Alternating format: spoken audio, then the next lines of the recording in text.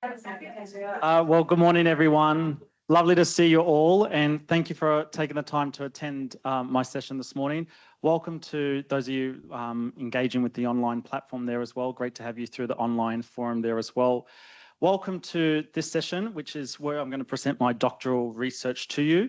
I'm coming from a school from Australia, Gold Coast, Australia, AB Patterson College, and one of my roles there is the Junior School Curriculum and Wellbeing Coordinator. So I look after prep grade 1 and grade 2, so which is the early years, which is my passion.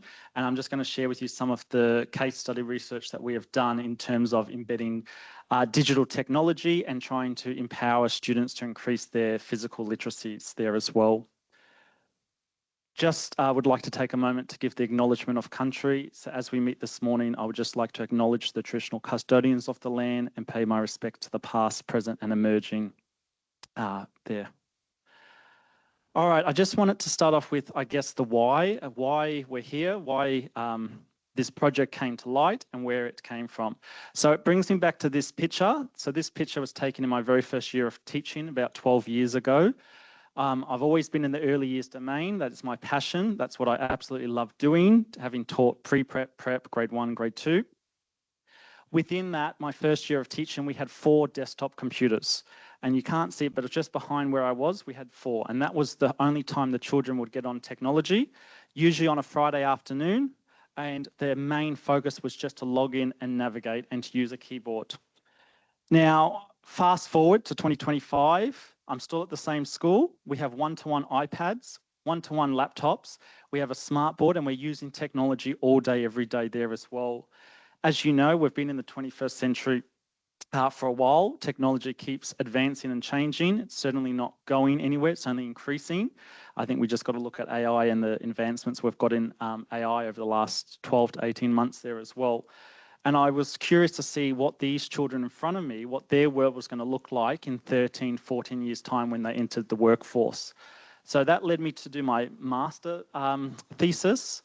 And I looked at, I guess, the decline in handwriting. So I looked at the decline in children's handwriting and stamina when I would get them to do a literacy task. But as soon as I said you could go on the laptop or the computer, they were glued.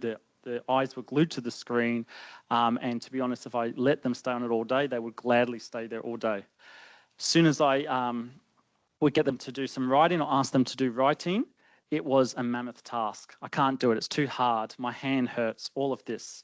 So that's what's kind of led me down this track. And through that for my master's, I then went into my PhD and I looked at and wanted to look at this. Investigating teacher and parent perceptions on the impact of digital technologies on young children's physical literacies. And in a moment, I'll talk you through what physical literacies is. It was a relatively new term for me. I only really discovered it through this research here and the changes it's had in terms of my students there and the colleagues that I work with. So just to give you a step back of where I've come from. So as we know, we've got digital technology. It's in the curriculum. So obviously from Australia, we operate on the Australian curriculum, which is just going through changes now up to the 9th version, which should roll out in 2027. Then the notion of physical literacy, and then I link that with the role of physical literacy in promoting engagement. We want our students to be engaged, we want our students to learn, we want our students to be positive learners with that growth mindset using Coward Dweck's work.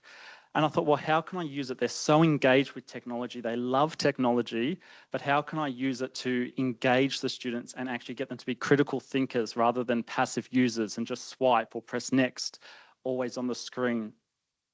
So that's what I started the study and the research there. So I took a step back. I went right back to what the curriculum in terms of Australia said. And this was, and again, none of this will be new to everyone in the room here today or the online people, you know this. So from the Australian curriculum, this is what it's saying. All right, using the computers, using the tablets, the smartphones, AI is now in our Australian curriculum. The notion of digital citizenship. All right, digital communication and information literacy. None of that was new. I knew all that. We know all that. It's here. Technology's here. It's been here for a while and it's certainly not going anywhere. So I thought, well, how could I take this? How could I take everything we have already out there with digital technology and look at how we can tie it in with a child's physical literacy, that holistic movement there as well. All right, which led me to look at those perceptions. And I included parents as well, because parents are the child's first and foremost teacher, right? I get them when they're 4 years old. 4 and 5 is the prep year in Australia. So then, well, okay, the parents need some acknowledgement. So how can I work with parents there as well?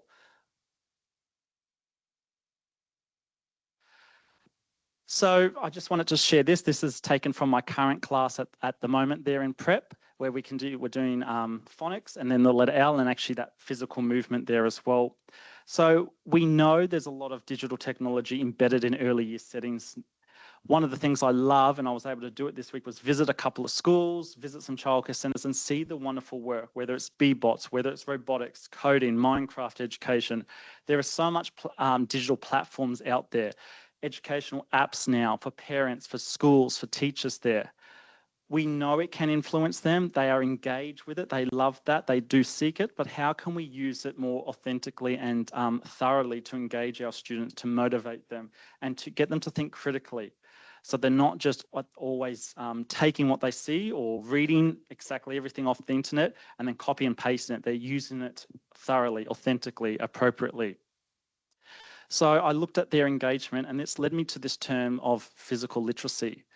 Now, this is not a new term. It's actually been around for years, but I only discovered it when I started to look more into this, mainly for the benefit of my students. So it's taken from the Australian Sports Commission there as well. And it looks at the child holistically. It looks at the child in terms of their psychological abilities, social, cognitive, and physical. Now, when I first heard this, I thought it was just for when the children would go with the PE teacher outside, go to do the gross motor activities, all right, the running, jumping, all of that. We do swimming in start of the year and end of the year because that's our summer. That's when it's very, very hot. So I thought that was when the teacher, the PE teacher, would do it. It's my non-contact time, my planning time. So the PE teacher would do it. It wasn't until I started to look at this notion of physical literacy, all right, that it's actually holistically looking at how we can support the child, their development over time. Most of my teaching career has been in the earlier years, has been in usually around the 4 or 5 year olds. So when they, in 13, 14 years time, enter the workforce, their jobs are going to look so very different. The way I use technology now, the way I use some of the AI large language model than what I did 5 years ago, 10 years ago, is completely different. So I thought, well, how can we prepare these students to be active and informed citizens? How can we prepare them to be ready to tackle that, but also use it critically and to the best of their abilities rather than passively using it? So it led me to look at, well, how can we embed physical literacy? What's the impact of digital technologies on a young child's physical literacies holistically in school and at home there as well? I put a couple of dot points here just from some of the research I did. A lot of people, as I said, just thought it was physical activity. Many educators and parents hold different understandings of physical literacies. And I think too, we got to give credit to the parents at times. We're working with children all day, every day. We're in the classrooms. We know how the schools operate, the school structure. Parents don't necessarily do that there as well. So how can we level up, skill our parents there in terms of their abilities? I was talking to a parent at my school just before I left to come over here, where they, at the dinner table, go, well, I'm cooking dinner, I've had a big day, I'll just give them the iPad, and the child would sit on there. And I'll show you the World Health Guidelines in a moment for that. I said, well, it's how it's extending past the mandatory 2 hours a day guideline there as well. So from this, I had this notion of physical literacy, I had the notion of digital technology, and then I thought, well, how can I promote the engagement? How can I get my students motivated, engaged, but also confident? I want them to use it confidently, not just for their gross motor, but their psychosocial, as well as their social abilities there, and use it cognitively. So it brought me to this. I looked at a lot of Whitehead's work, Margaret Whitehead's work, in terms of fostering that physical literacy in the classroom, and we've all got a role to play. It's not just the PE teacher, it's the classroom teacher, it's the music teacher, it's the parents, all right? It's the after-school sports coach there as well. We've all got a role to play in advocating for this and promoting that and participation there as well. So that led me to then start some casework and some case study there as well. So through that, I wanted to look at two centres. So I wanted to look at an early learning centre in Australia and a long day care centre. Now, I believe from what I hear, much, I think here in London it's called nursery, if I'm correct. But obviously we had the long day care, which is extended from like 6 a.m. to 6 p.m, and then an early learning centre, which is school hours, which are qualified early childhood teacher runs there as well. And I wanted to look at, well, how can we use technology in that domain? How can we actually use it to best support? So from the literature review, I noticed there was a real gap in birth to 5, which is my domain there. All right, so that preschool setting, there wasn't really much research in it. And if I think back to 2008, when I very first started teaching my very first preschool class, we had once a week like a little minivan that would come, and it was a WizKids, it used to be called. It was a computer van, and the kids would go out, the parents would have to pay once a week to go on and use the computer, and just for some exposure. Now, 2008, you know, yes, a lot of you might think that's a long time ago, but really in terms of advancements there, it wasn't. So I thought from that to now, when we have one-to-one devices in the school, and I'm very fortunate we do have a lot of resources at the school I'm at there, but I thought, well, how's that going to impact? Are they just going to passively use it, or can we actually change their perceptions on it and use it thoroughly and authentically there as well? So that led me to my aim, to explore how digital technologies impact a child's cognitive skills, social interactions, well-being, and increase that physical literacy development there as well. So from that, I've got some wonderful supervisors, and then looked at obviously the two frameworks here. So I looked at Bronfenbrenner and then Vygotsky's there. And we wanted them to look at how they could embody learning and how they could align with what we're currently doing. Teachers, as we all know, we are time poor. All right, there's always more things being added to the curriculum. There's always more things to do. So I wanted to then embed something that we go, well, actually, what is something that we can do at the same time of these tasks without adding to the workload, without saying this is another thing to do or another tick the box aspect there. I also wanted to acknowledge the home environment. I think quite often, well, for me personally, I'll be running a parent-teacher session, or we have parent-teacher evenings at the start of the year, and I'll be talking about something that I think the parents understand, and then a parent will say, oh, what do you mean, Trent? What is that? And that really was a shift in my thinking too, especially if they, for example, work, you know, in an office or a business job. They drop the child at school, they go work in an office, they come pick the child up. They're really removed from that school setting where we're so used to it, where they're day in, day out, regardless of the year levels we teach. So how can we look at those opportunities? How can we look at opportunities for movement in the classroom, movement for exploration, and then skill building? And the photo I showed you of the children in my prep classroom doing the letter L, that was part of our phonological awareness each morning. So rather than me just sitting on the teacher chair, them on the carpet, practicing through flashcards, and we still do that, but I also get them up moving. Actually make the letter. All right, show me the letter there. That's right. Practice the sound that it makes there. Turn to your partner. Turn the other way, turn left, turn right. All that little incidental teaching moments that really helped conceptualize this and help them develop those physical literacy skills. So I had my framework, I had my 2 case studies that I wanted to do. Very, very grateful to the 2 schools that allowed me. Just to give you some, I guess, context, in Australia, a lot of our childcare or settings are attached to a school, and we call them like the feeder schools, so they will go straight into so the pre-prep class I was with, that feeds straight into the school there as well. They're actually attached on campus to the school there as well. So from that, these were some of the findings from the literature review. All right, many people thought, well, digital technology has these negative consequences. And I was one of those people when I very first started this, when I actually started the master thesis, before I decided to do doctoral research. I was like that. Technology is hindering. Technology is impacting the children negatively. All right, they're just addicted to these screens.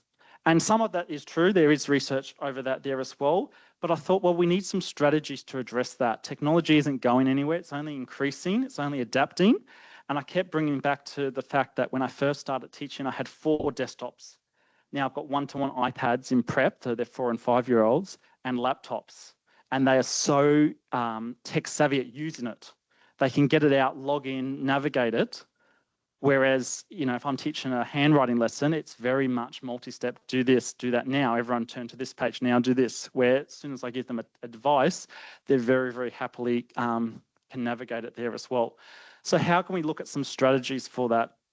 And the importance of that interconnectedness. It shouldn't just be, well, PE teacher would do the physical side, classroom teacher do the cognitive, and then the, roll call teacher does the social and emotional side because they see them in the mornings. I wanted to look at it holistically, which is why I chose that physical literacy framework from the Australian Sports Commission, because it encapsulates the whole child. It looks at every developmental domain and how we can best support them there. So I then developed these 4 research questions. Now I did eventually split the educator and parent one. So you can see question 3 and 4 there, because I thought there's different perspectives on what parents have and what teachers have, but then also parents that are teachers. Now I work with a couple of wonderful colleagues that I also have taught their children there as well. So they wear those multi-hats there as well. So I really wanted to clearly define that there as well. And I wanted to look at those impacts of children in that early years space prior to school setting there, so that as teachers, we know how we can best support them in those early years contexts. I also wanted to see what teachers currently do. There's so many teachers out there, and everyone in this room, everyone online, that are doing wonderful things in the classroom. Well, how can we share that and collate that into a pedagogical framework? So I chose my 2 case studies. So the 2 focus centres, kindergarten and a long daycare centre, they became the 2 case studies. Over a period of 6 months, we did some semi-structured interviews with parents, educators, teaching assistants, their directors, head of curriculum, anyone, a whole range of people from that school. And we did that 3 interviews over 6 months. Now, I used a phenomenological approach, and that's looking at the lived experiences of that person. So I wanted to see, so usually someone in leadership's got a lot of experience. I wanted to see that if they've got 20 plus years of experience, tell me what technology looked like 20 years ago to how it's used now. I also wanted to get beginning teachers there, what their perspective is there. So just to give you a snapshot there, we had the director, the ECT, educational leaders, assistants and parents. And then that's what was able to form the data, which I'll walk you through in a moment, of what we were able to find there as well. I know that's quite hard to read, but just to give you a snapshot of the stages. So we had holistically the teacher and parent perspectives on the impact of digital technologies on young children. So again, that's their social, emotional, cognitive, physical side there as well.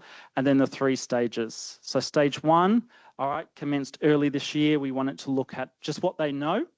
And a lot of them actually said, well, physical literacy, that's the PE, that's the gross motor side. That's going outside, running, jumping. I said, well, it's one aspect, it's a small aspect of physical literacy, but it's not just that. Then I had a couple of weeks in between, so I wanted the participants to go away and really think about it. Now, there was no intention that these participants would then imply or implement something in their classrooms. For one, I know what it's like. You're teaching, you're so busy, and then to get an email, hey, can you do this, or can you add on this? We are time poor as teachers, so I was very, very cautious of that. I didn't want to add to their workload. I just purely wanted them to reflect. I was very grateful for them to come in to do the interview with me, to them to really reflect. And if it's something they want to try in their classroom, go for it. But I wanted to give some breaks in between the stages so they could professionally reflect on it there as well. So then a month later, I came back and I asked them again, what's their understanding of physical literacy? Now they've had their discussion with me. I gave them that Australian Sports Commission document that I showed you earlier in the presentation there as well. And then they went away for 8 weeks. And I wanted them just to purely, again, think about digital technology and a child's physical literacy now that they know it's not just in the PE classrooms. And then I met with them about 8 weeks later to see. And this was some of the main themes or trends that came out from these interviews. All right, so I'm just a brief snapshot. We came down to this balance. So then from that, I just broke it down further. So from it, we got physical activity as the foundation. We want our children to be successful. We want our children to be capable when they enter that world, all right, the workplace. They're ready to tackle it. They know how to use technology authentically, appropriately. For example, as adults now, we know, okay, we're not going to take whatever we put straight into AI. We're going to give it some prompts. We're going to refine the questions that we use. We're going to update it. We're then going to use it, edit it. We're not just going to copy and paste it. If we do, we're becoming those passive users. We still want our students to think critically, to think deeply, and to have the ability to question something, not just go, oh, I take, this come from the large language model. I'm going to take that as is and believe exactly, actually adapt it. Now, I know I'm speaking, even though it's early years, speaking about AI. I had a child probably in June. I had chat open on my laptop, came up to me. She goes, oh, Mr. Davis, that's chat. My dad uses it all the time. Can you ask it a question? Now, she was 5 years old and she knew about it already. So I'm just gobsmacked, but also just, I'm not surprised either. I thought, well, this child and the children I work with, they'll be using it all the time as they get a little bit older. So how can we start embedding this digital citizenship skills there as well? Confidence, motivation, enjoyment came out. Anyone that works in the early years knows how much young children love to move, especially when you're trying to get them sitting on the carpet and listen to you. They love to wriggle around. So how can we adapt that? How can we actually get them to dance to a song, to move, to have enjoyment, create that fun and learning there as well. Have some of that play base brought back, but intentional play there as well. So that led me to, well, how can we embed physical participation within the classroom, not just for the PE teacher? We want it to be supportive, yet risky. We want our students to take risks and we want our students to question things there as well. We want them engaged with it, but also to know where, hang on, let me question this, or hang on, that doesn't seem right there as well. So I asked the participants from the case study if they wanted to go away and look at their pedagogy there, how could they adapt it, how could they modify it there. I didn't want to say this is what you should do, here's the what the research is saying, here's a new pedagogical tool to use. I'm very cautious that our teaching workload or our teacher plate is very full. It was purely just to reflect on it. Now, I've put in the alpha line, that's the early years learning framework from Australia there as well. So it's just the curriculum basis that we use. So how can we link it to that curriculum, all right, so that we're not duplicating, we're not adding more work to a teacher's planning, but it's there. So it came down to this. Well, we wanted this balance. Now, we talk about balance in terms of work-life balance, but what is that? Do we actually have the balance? What does it look like? So a lot of people were saying, well, we need a balance with technology. And I agree, we do, but what is that balance? What does that balance look like there as well? We want it to enrich our students, not just replace, and we want to create those experiences for them so that we have these well-rounded, active and confident learners there as well. So this was just how I analysed the data. We used a lot of coding there as well. So we did the inductive reasoning, which was with the grounded coding, and deductive there based on the Bronfenbrenner and Vygotsky's framework there, just to pull out the main themes. So it came down to balance, all right, finding what the balance is. Now, I didn't want to disrupt what we already do in schools. Teachers are doing wonderful things in schools, and I'm very, very cautious that we don't want to add to that workload. But how can we then just critically reflect or professionally reflect with colleagues how we could get this balance going, how we can embed physical literacy purposefully into our classroom. Physical activity can coexist there as well. So I wanted to look at, well, the screen time. Now, the World Health Guidelines say that it's 2 hours a day, all right? But that's got to be balanced with physical activity, actually moving there as well. And I wanted to increase their motor development, not hinder it there. So from that, we looked at, well, what could we do? We could use some AR games, motion-based. We got B-bots in the classroom. How can we use that? We got some initial coding there as well.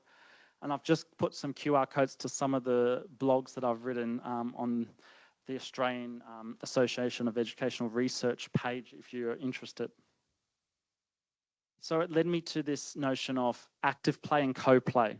I wanted our students to actively play with digital tools, not just give them an iPad because I'm doing my instructional reading group, so I need my rest of the class to be quiet and work quietly, so they're on an iPad doing reading eggs, for example. I wanted it to be meaningful and purposeful. So how can we co-play with children? So I then started to get my learning assistant or the teaching assistant to actually work with that group, to actually use it authentically, to look at some navigation tools with them, to plan these interactive experiences that were aligned with the World Health Guidelines for age-appropriate screen time, as well as balancing that with our indoor-outdoor activities there as well. Now, obviously in Australia, it does get, well, I'm in the Gold Coast, so it does get very, very hot. It's not summer yet, but last week we had 2 days of indoor recess because it was up, the temperature was in the 40s. So we were already inside and it's not even summer. So it's also showing it's going to be a very hot summer. But then that's also limiting how children get outside to play. So we got to take that into consideration with my context that I'm in. So if they're on technology all the time and then morning tea and lunch come and we put on a movie for them to eat under the aircon, they're constantly on that device and they're breaching that 2-hour limit there. So what does that mean? How can we be aware of that and actually work with these guidelines? So this, I just wanted to share with you this quote that came out from the interviews. It's not about rejecting screens, but rather it's about reimagining their role. When digital tools support rather than replace physical play, children's physical literacy can truly flourish. So I'm definitely not going to stand up here and advocate that digital technology is hindering or negatively impacting a child's development, nor am I going to say we need to constantly just advocate for the physical literacy. What I'm saying is that we as teachers and educators just need to reflect on that and go, well, how can we be aware of the increasing technology, the advancements in technology, and prepare our students to best learn? How can we use some of that? One of my recent articles, which was published a couple of 2 months ago, just has some practical strategies to integrate technology into early childhood. So you can see from here where we do prioritize getting them moving. All right, simple things such as, right, can we tiptoe to the carpet? All right, can we march to the door to line up for morning tea? Getting them to move there as well. Now, young children love that.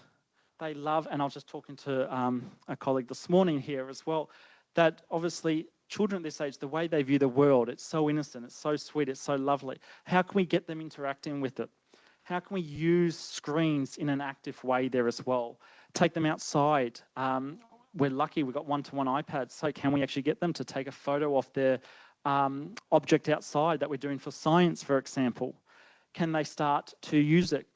We do star time where they get up and do their little presentation, like a speaking and listening task.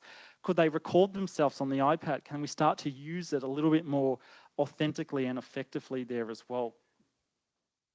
And then we want parents to be part of this process. All right, parents want to do the right thing by their child. They're not necessarily aware, unless they work in education, of what goes on in that school, or if they're a parent helper. So how can we make them aware of that social and active time there as well? Or using the technology at home in a family joint structure there, that co-play. So this then came to the significance of what I was trying to do. And this was taken from the photo here, was when we opened up a brand new building for a technology-based building. And you can see here, we've got the interactive, that's 2 classes there. I was doing a co-teaching session with one of my colleagues there. But again, the students were still sitting there passively listening to me doing that direct instruction. So then, I don't have a photo of this, but then they acted out. We were doing VCOP writing and some were doing verbs. So they acted out the doing word. And there was quite a big space for them to do that. So if we can do that, we can look at the significance of this, how we can impact and support a child holistically through all areas of development there. Acknowledging the insights from parents as well as current teachers there as well, contributing to educational practice there, and effectively collaborating. So if there's one thing you take from the session, just go away and start to ponder how you use technology, how you use it in conjunction with your parents at your school, your colleagues, your teaching partners, and then the students there as well. As with anything, we do have limitations there. I was well aware of bias there as well, and I made sure to be aware of that, that the participants weren't just providing responses to please myself as the interviewer. It was anonymous there as well, and then participants could share. It was de-identified. There was no name, so there was no fear of judgment there, and I made that quite clear before we started the interviews there as well, that these are de-identified interviews. It's just the concepts raised. There is no video evidence of it, no names associated with it there either, and nor would the centres be identified. So that just brings me to the end of this. I think we've got time for some questions, but thank you very much for listening to the presentation this morning.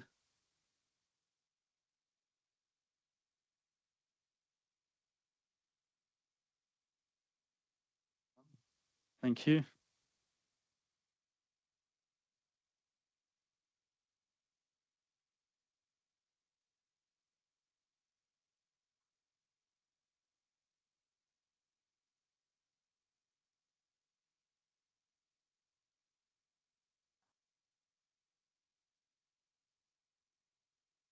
Yeah, great point. We're finding that too, where they're reading below the benchmark of what is expected, that year level expectation.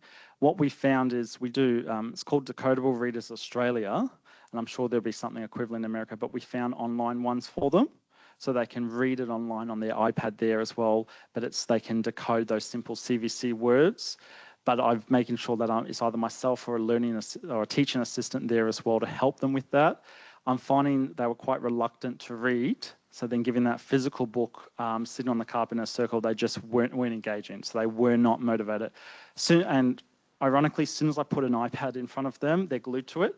Not necessary to read, necessary because they want to go on a game, but there's an app we use and it locks them out so they can only stay on the app that we give them. And I'm sure there'll be equivalent things in your schools there.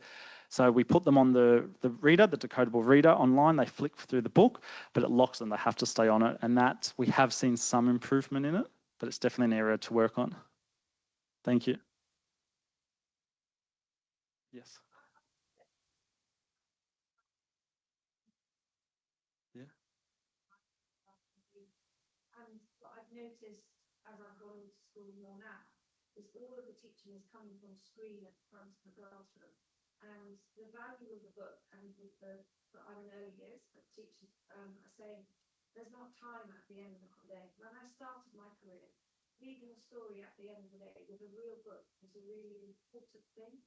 But it seems to me that because everything's coming from the screen during the day, that this one little book held in your arm isn't going to have the same impact as the flashy screen with loads going on. So what concerns me is what we're doing with a child's brain with that sort of stimulus compared to what's happening with a book. And we know that connection with a book and an adult is really important.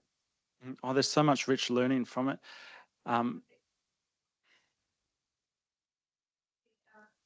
ourselves, we're pushing the technology and we're using the screens, and then it makes it harder for them to access a book, harder for them to access a pen.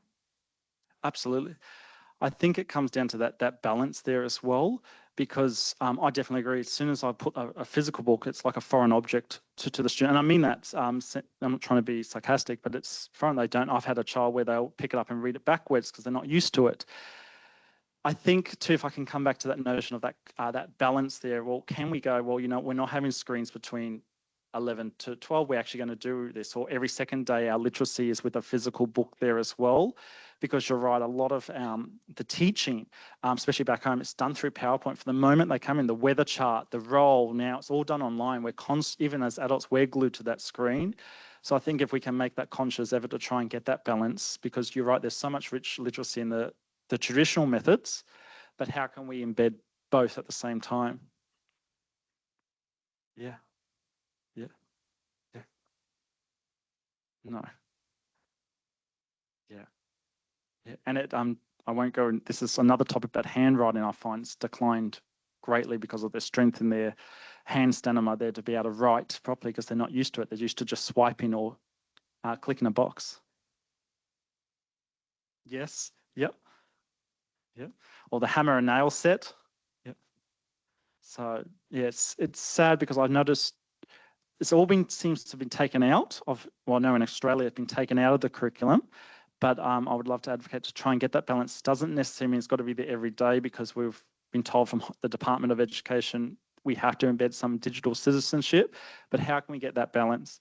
So I'm very big on like doing a fine motor program just for 15 minutes in the morning, where they're pinching or they're using tweezers to grab things. Hammer and nail set I've went out and purchased there again, because I used to use that all the time and they loved it. And then getting that, and then we go into the weather chart, and then we go on to the roll online and so on, trying to get it in. But it's, yeah, it is. Great point.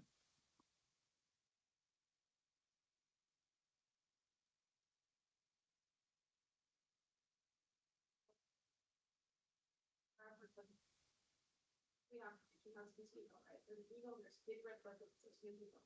That's they will not reach where the students, they will, whenever you give them anything on a street or an island baskets or anything, they don't have that drive to look at the letters and figure out where the words are.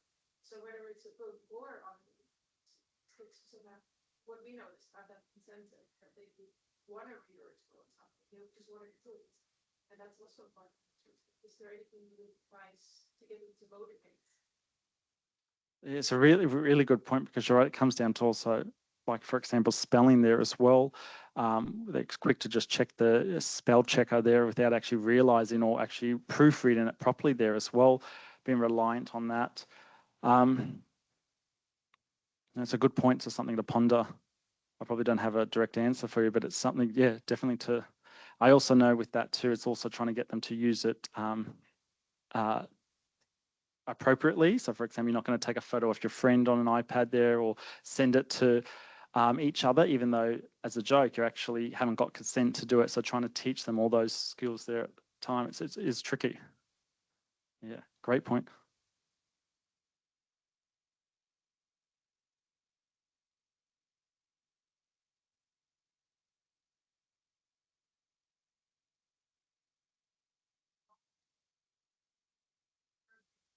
Oh, good point. No, they were different. So I did an early learning center, which is run through school hours there. It's like an 8 to 3, and then a long daycare, which is 6 a.m. to 6 p.m., which ties into the school. One was quite heavily advanced with technology, and I deliberately picked that to see. And their notion was just technology here, technology's here, physical is outside with the PE teacher, or we have like people coming to teach sports coaches like tennis, music teacher, so leave it all up to those teachers. And they were very much separate. And then, interesting enough, the long day care hardly had any technology there. And I think that was to do with more of the area, that was the lower socioeconomic area, and their money or funding that they had. They probably had one smart board, that was it. Everything else was quite old school, where they used to get the parents to sign in, do all of that. So I chose that because there was complete contrast there as well. Interesting enough, they actually recognized some of the reasons for the balance. They just didn't have the luxuries there to purchase these tools. Thank you. And I'm just cautious of time. So. Oh, perfect. It's through the QR code there, Gillian. If I'm not sure if you can scan that on the screen. Otherwise, are the slides available after? Okay, perfect. Well, thank you everyone for your time and some great questions. I really appreciate it. Hope you enjoy the rest of the conference.